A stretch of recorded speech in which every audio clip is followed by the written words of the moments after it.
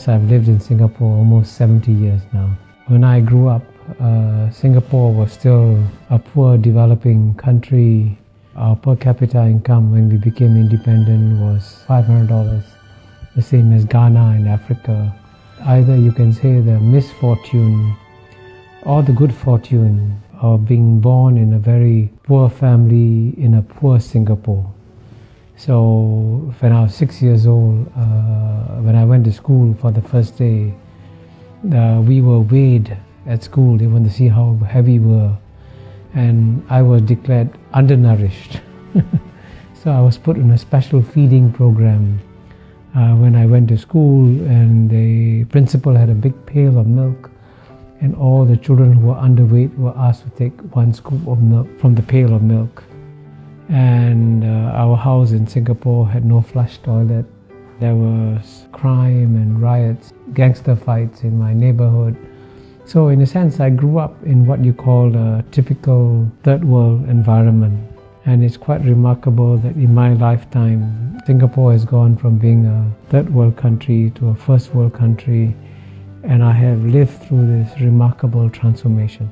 I was Dean of the Lee Kuan Yew School of Public Policy for 13 years, from 2004 to 2017. And I would give every student who came to the Lee Kuan Yew School the same lecture. I said, I'm going to share with you the secret of Singapore's success free of charge.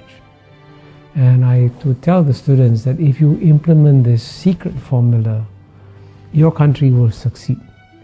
And I capture the secret formula with the acronym in English, MPH. The M stands for Meritocracy. Meritocracy means that you select the best people to run the country.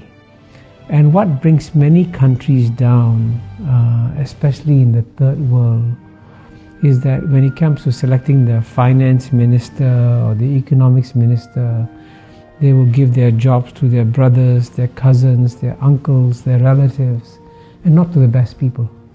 And Singapore did the exact opposite. In Singapore, the jobs were given to the best people. And in the case of the Prime Minister, Mr. Lee Kuan Yew, Mr. Lee Hsien Loong, when he went to study in Cambridge University, he was the top student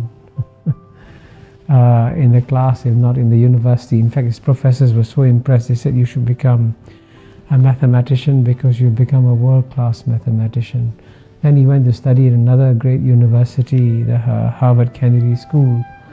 And in that university, he's one of the few students to get an article published in a Tier 1 economics journal. Very few students get articles published in a Tier 1 economics journal. So he's incredibly brilliant. And so if the best man of the job is Mr. Lee Kuan Yew's son, then he should be selected. Not on the basis of the fact that he's a relative, but on the basis that he's the best person for the job. So meritocracy is the first pillar of Singapore's secret formula. The second pillar is P, and P stands for pragmatism. Pragmatism is an English word, and it's an English concept. But the best definition of pragmatism was given by China's leader, Mr. Deng Xiaoping, when he said it doesn't matter whether a cat is black or a cat is white. If the cat catches mice, it is a good cat. So in the same way, it doesn't matter what your ideology is. If it works, you use it. So Singapore was very pragmatic. So it would take some policies that are capitalist and some policies that are socialist, and it would mix them up. And that's what pragmatism is about. You're not bound by any ideology. But the third pillar, the H, is of course the hardest to achieve, because H stands for honesty. And indeed, what has brought most third world countries down and what has led to their failures in development has been corruption.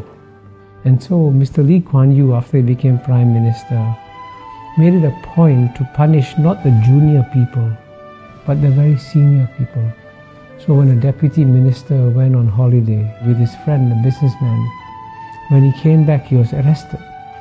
And so he said, why am I being arrested? He says, you went on a holiday with a businessman, he paid all your expenses, that's corruption. You go to jail. So when a deputy minister is sent to jail, then everybody says, oops, I got to be careful, I can also go to jail. So that honesty factor is one critical reason why Singapore has been exceptionally successful. So it's a combination of meritocracy, pragmatism and honesty, then that's the formula for Singapore's success.